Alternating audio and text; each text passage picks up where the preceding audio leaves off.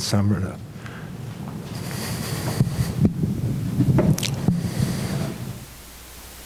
Thank you, Phil. So Phil talked about the 5 recommendations that we're making to the board, and those of you who have attended the town halls have seen some of this material. We'll go over it again quickly for you. And one of the things about these recommendations is when you think about the strategic plan itself, it's a written document, it's available on the website, it's very conceptual. And that's a good thing. We need to have concepts to drive the community forward. But these recommendations are more activity-based. They're action-based. And so they're being added to the strategic plan so that we go from concept to actual activity. The first one here, and you'll see here, it says recommendation number 1. I know this is kind of tough to see in the back, but it says strategic issue 1, land use. That's the reference to the actual written strategic plan, and you'll see that in a minute. So this recommendation goes to the Fairfield Glade Community Master Plan, and it's a recommendation to the board that the community pursue a master plan. The community has developed over 50 years in an evolutionary manner, and a lot of great things have happened. What we're suggesting to the board is that we formalize that in a master plan and include in that planning the major stakeholders. You see them listed here. Obviously, we have the club, the developer, Wyndham, and the county all coming together, excuse me, all coming together to put together a master plan for the community. Some of the bullet points that you see listed here are things that we're pointing out as possible areas to look at. One would be the expansion of Robin Hood Park. There is some preliminary planning on that being done now. And then looking at the land use plans for the community club, the developer, for Wyndham, and the county. The point being that we have major stakeholders who are all need to be involved in this process. We can't do it just by ourselves. And so the idea is to have this master plan involving all of those various stakeholders.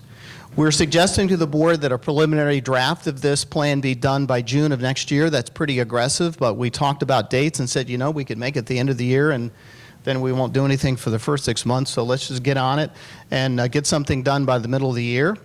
And we are suggesting that our committee, the Strategic Planning Committee, take the lead on coordinating this effort. Now, if we go to the actual strategic plan, the top part of the screen here is taken from the written plan. And you see that there's a land use is the major topic. We have strategic goal and a strategic objectives. And then we've added the information you just saw as the action plan. So as you go through the strategic plan, this has not been updated on the website yet because it's not approved by the board. We are recommending this to the board today. But assuming that it is approved, you will see this added to the strategic plan to put us in a position where we're making actions forward to achieve these objectives and the goal. And Phil, you're up for the next one.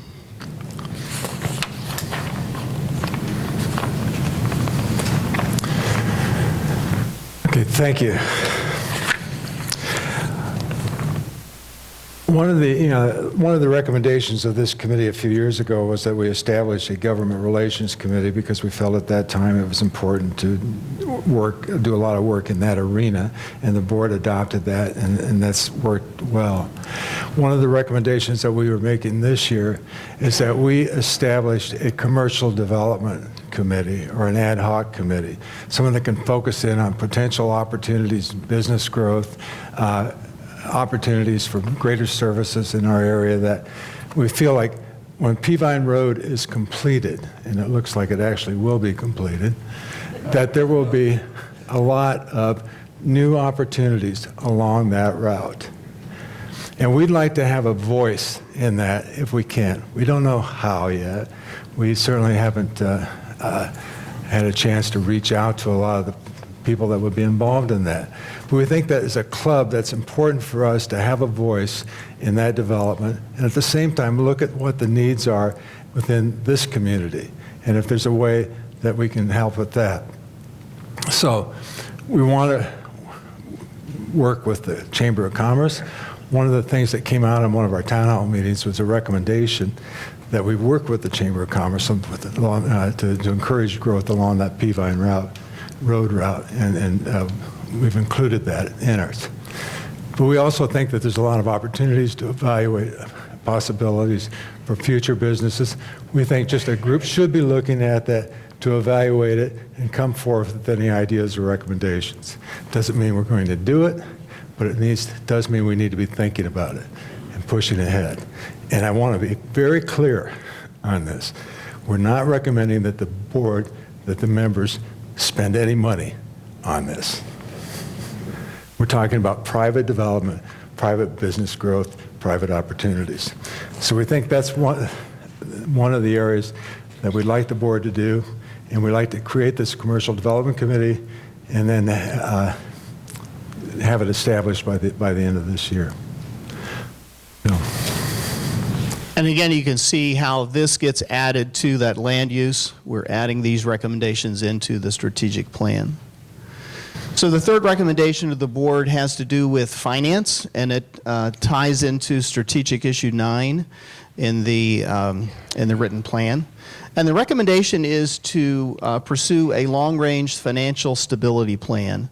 What do we mean by that? What do we mean? And we had an excellent report by Bruce on the excellent financial condition that we're in. We're looking forward in years future to talk about a stability plan that looks at making sure that asset repair and maintenance funding is there, that we're able to make that happen, that we're able to improve our amenities, that we have the money necessary to do that in the future, possibly to make additions, and that our balances in our reserve levels and possible future borrowing, another item that was referenced by Bruce, and reasonable member dues are all balanced to be able to make sure that we can continue to maintain, repair, and improve our community.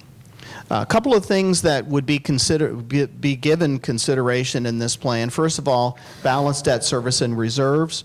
And again, the Financial Advisory Committee will be working on that along with the treasurer to look at potential cash flow issues in years future and being able to make sure that our reserves and debt service are appropriate. A couple of things that we're going to we are encouraging the board to do. One is to support an innovative approaches to reduce amenity subsidies. And this has maybe been misinterpreted by some of our residents to mean that we are suggesting that we raise fees, and that's not what we mean. What we're talking about here is really looking to increase volume. If we can increase volume and you have more revenue coming into operations, particularly something like food and beverage, then your subsidy goes down. So I just want to make sure everybody's clear that we're not recommending to the board that we increase fees. We're talking about looking for ways to reduce amenity subsidies. We're also suggesting to the board that we look at sources to supplement overall club funding and new revenue sources, whatever they may be, and also explore indoor activities. This was a suggestion from you all. Some folks that came to one of our sessions suggested, why don't we look at ways to drive additional revenue in the off-season, in the winter, when things are a little slow here, and so we're suggesting to the board that we look at that. We're also suggesting that this plan be put forward by the Financial Advisory Committee primarily. Obviously, the Strategic Planning Committee would like to stay involved to some degree in all of these recommendations, but the primary driver of this one would be the FAC. And again, you can see that this information is added to the strategic plan. Bill? Okay, thank you, Bill. And the next area has to deal with the amenities. And like we've talked about developing a commercial development plan, amenities are also something that we need to spend some more time on and put an emphasis on that. Amenities are an important part of who we are as a community. It's an important part of the impression that we create when visitors come here. It's something that when we live here, that we all take advantage of them in some fashion or another. And those that are going to follow us are going to be looking at amenities and say, is this what I want? Is this going to fit my lifestyle and what I want? So we're talking about the future as well as the present when we talk about a plan for amenities. And so what we would like to do is that we would like the board to authorize, a pretty thorough review of the existing amenities and then make recommendations on what kind of changes should be made, what kind of new opportunities might be out there, what kind of updates have to be made, all those sorts of things that could be a part of an amenity development plan. And so these are, and our goal there is that by, I think, June 30th of next year, we would have a rough outline of what that plan is going to be and something ready to go. What we want to do is just review everything that we're doing and then work with those individuals that are involved in those various amenities and then see what kind of recommendations that we can put forth. We're not going to reinvent the wheel, but there's a lot of things out there that are important, emerging trends that need to be done. And we just want to make sure that we're in a position that we're appealing to those future residents as well as meeting the needs of the current residents. Okay, and again, you can see these recommendations added to the strategic plan. The last recommendation goes to a couple of different strategic issues, 6 and 7, public works and public safety. And you can see the word here throughout, continue, because what we're really recommending is that we continue generally what's already going on, has been going on for years, or has started recently. Continue to support and encourage aggressive governmental the Governmental Relations Committee efforts to influence and develop and cooperative construction, blah, blah, blah. The key word there is influence. We can't make these things happen. We can influence them, and we feel that we can successfully influence them. If we have good relations with these bodies, if we have good relations with the county and with Crab Orchard Utility District and with all of these different entities, we can influence them positively to our benefit. So what we're talking about here is continue to advocate on behalf of the community club, working to improve the public safety services, working with the county on that, working with Crab Orchard Utility on the fresh water sources issues, continue to work or pick up working to improve the appearance of Peavine Road, which probably really isn't going to happen until the road is done. There's not a lot that can be done during the construction, but once that's done, certainly we want to get on that. Encourage the community outreach programs, specifically you see FGRS listed here on the bottom, and stay abreast of emerging trends. And we want to suggest to the board and recommend to them that they support the Governmental Relations Committee to provide this outreach and also progress updates to you all as where we stand on these things. This is also being added in 2 places. You can see some items being added to Public Works and this one item being added to Public Safety. Bill? Okay, so as we look forward to the coming year, this is, I want to talk about some of the things that we're looking at in our approach, keeping in mind that this is a strategic planning committee. It's not an operational committee. So our idea is to focus on general direction and purpose and activities like that, but we are not to the point where we're actually telling people how much to spend, where to spend it, what to do, none of that. So it's a longer range, step back, and let's take a look at where we've been and where we're going as a community and identify some of those things that are going to be important as we look to this future. So we want to continue in doing that. We want to make sure that the Glade is one of the best places to live and retire based on a host of factors. And in one of our earlier town hall meetings, we talked about those factors, like cost of living, quality of life, natural beauty, and so forth. We want to also, and this is very important, build upon the vision of our predecessors. We're going to be going next year into the 50th anniversary celebration of the club, which is really pretty remarkable because a lot of these clubs fail. And we visited a lot of failed communities when we were looking for a place that we wanted to live and move to. And I think you've probably had that same experience. Well, Fairfield Glade went through a lot of stuff, but it's here. And it's here largely because of the people, our predecessors, the planning and efforts that they put into it. They had a vision for the future. And maybe it wasn't what this is, but they were looking to the future. They were preparing for it. And I think that someday, a long time from now, when somebody else is doing this, that they look back on us and say, we're grateful for what you did 50 years ago, just as we're grateful for what was done 50 years ago for us. So we want to position ourselves for the future. We want to use a collaborative approach to solving problems. There's a a lot of different ideas out there and trying to figure out how you can pull in that expertise. Because one of the things I really enjoy about this area is the remarkable backgrounds that residents bring with them and the expertise and the knowledge. And we need to continue to tap into that. And then finally, just working with the Chamber of Commerce, looking at the utilization of club-owned lots we've talked about, and then the drinking water supply, and that goes into the future. So in closing, these are just 3 principles that we're using. One is to thrive for continuous improvement. You know, complacency is not a winning strategy. And we need to be looking for ways that we can continually improve our community as we go forward. Innovation is going to be a part of that. We live in a very competitive environment. 10,000 baby boomers are retiring every day. Many of them are looking for some place to live, and there are a lot of places that want them to move there. We want to be attractive to that, and part of the way we do that is to make sure that we're going to be meeting their expectations and needs, and part of that is the innovation. And innovation does not mean bungee jumping or zip lines or stuff like that. We're more in the bocce ball club. Okay, and then finally, continuous investment.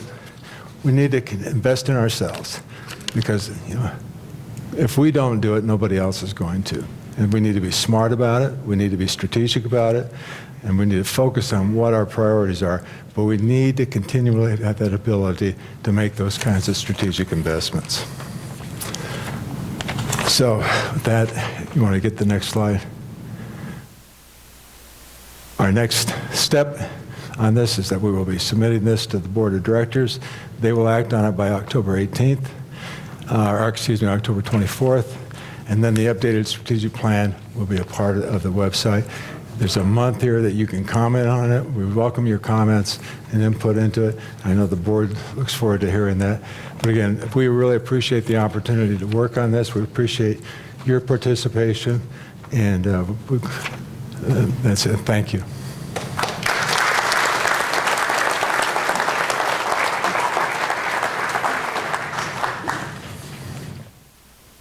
Are there any questions? Hang on, Phil, you're not off the hook yet. Oh. Come back. Yes, thank you very much. First of all, thank you to all your presenters today for your time and dedication. Appreciate it.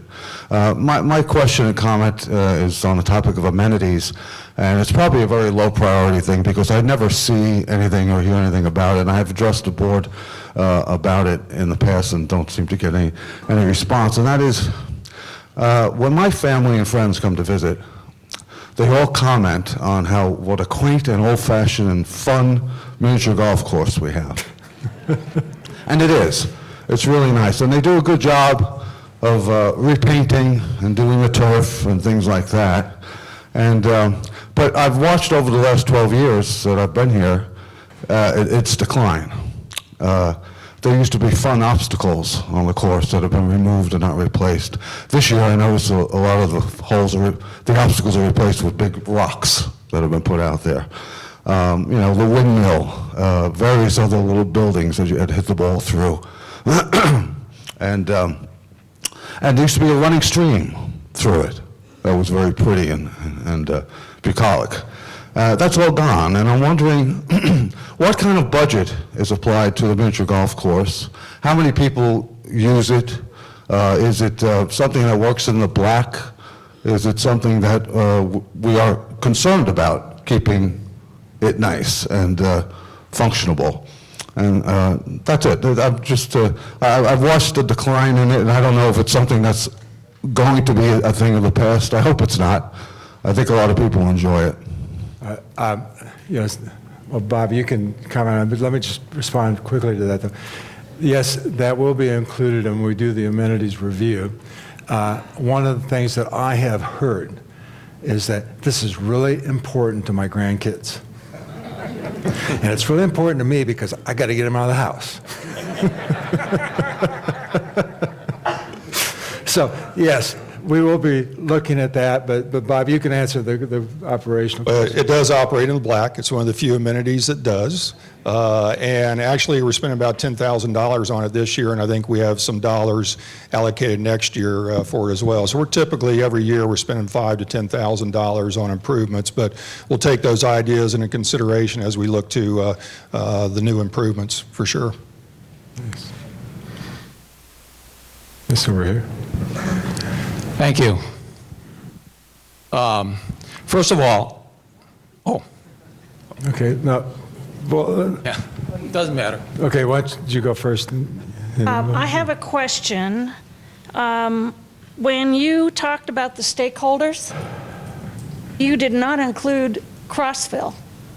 And I personally believe that if you're talking about stakeholders for this community, and you're talking about commercial development, that you need to talk about that in inclusion to our business neighbors, which is Crossville. Yeah. Why No. was that not part of this? It is part of it. If we don't have it here, it's not by a deliberate omission. We are thinking outside of the Fairfield Glade. It includes Cumberland County. It includes Crossville. It includes the Chamber of Commerce. It includes the local education agencies. One of the recommendations, I did not go into it for the sake of time, but one of the things that we would like to see out here in the future is some kind of a continuing education center. Because a lot of our residents enjoy that type of thing and would benefit from some of that thing. But we need to be talking to local officials about that. So those are some of the things, but it wasn't by design that we've talked about it, and I apologize if we didn't highlight that enough here.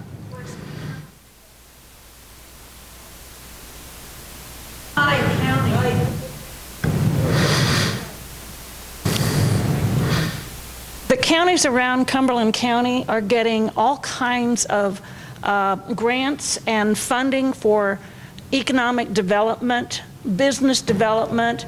Cumberland County's not getting that. I don't know if you watch that, but I do. And they're not getting that money. Right. They don't have a properly operating economic development engine in Cumberland County. That impacts us very significantly. So Yes. Part of our strategic plan here has to be to encourage, to motivate, to assist in economic development of the county itself and getting grant money. Okay. All right. I'll just respond to that quickly and just say, we, in the past, have not taken a very aggressive position in dealing with the county on a lot of things. But we've felt in the last couple of years we've had opportunities to be more proactive, to be positive in our approach, and to work as a partner with our other people that live in this county. We all live in this county. It's not an us and them situation. And we've got to figure out how we're going to work together and how we can cooperate and how we can collaborate better.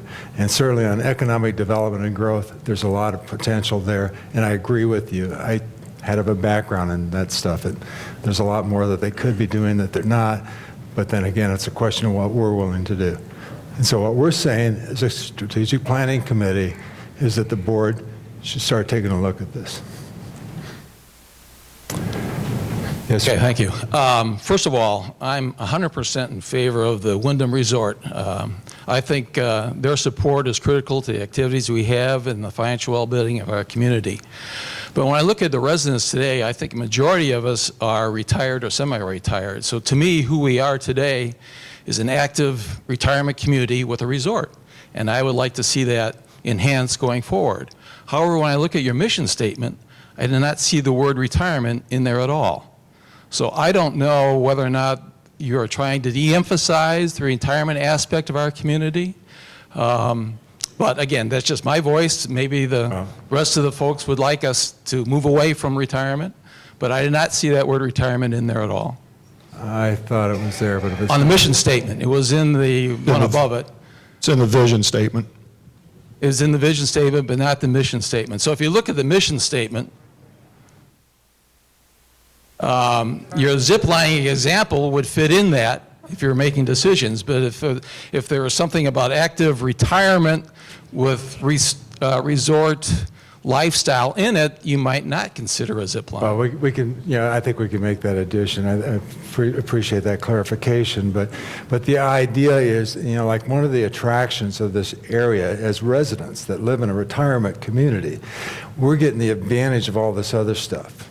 I don't know of any place, I'm not a golfer, so I can't really comment on it, but I have an opinion like everybody else has an opinion about everything, so I got one about that too. I am glad to have the opportunity to invest and support in the golf, because that adds to the overall richness of the experience of coming to Fairfield Glade.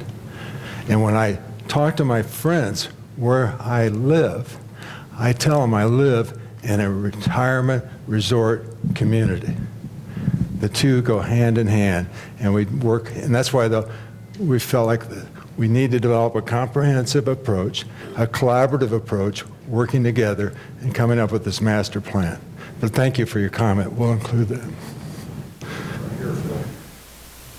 Yes, I got a ma'am. question excuse me, Next. regarding Crab Orchard Water Service.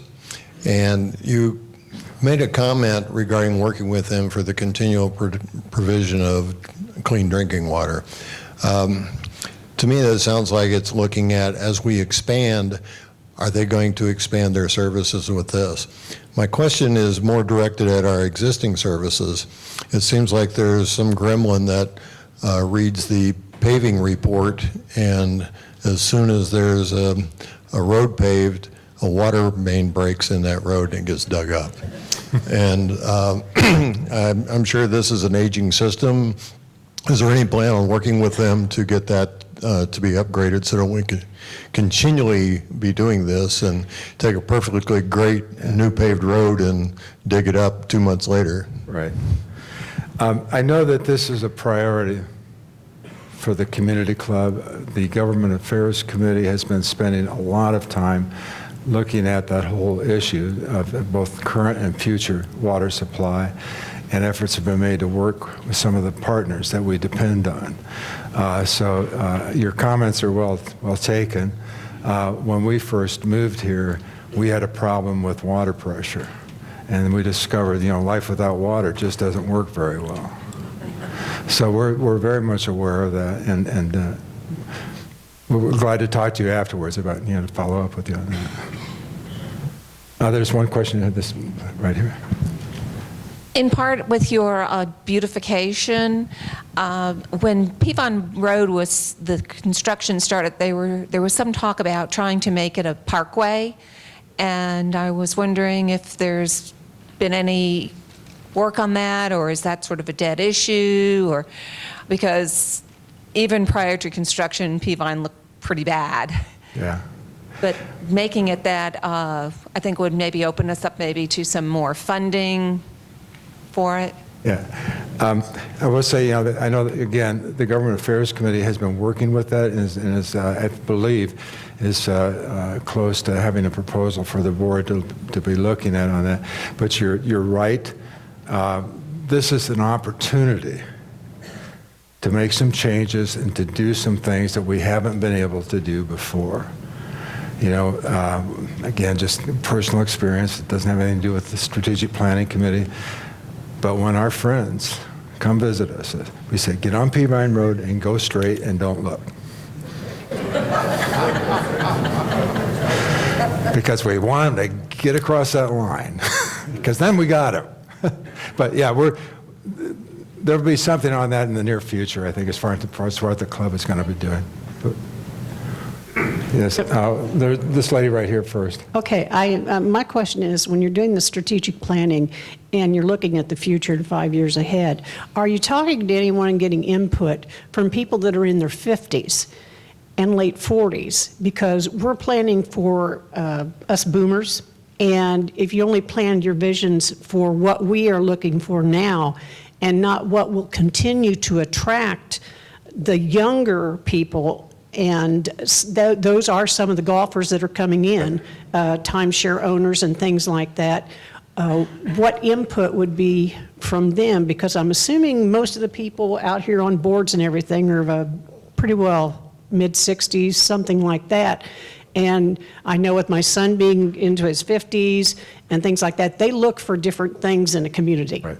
I don't want to go live where mom and dad lived. Right. I don't want to go play golf all day long like mom and dad did. Yeah. So those are kind of Yeah. things that I didn't know if had been brought into these discussions or not.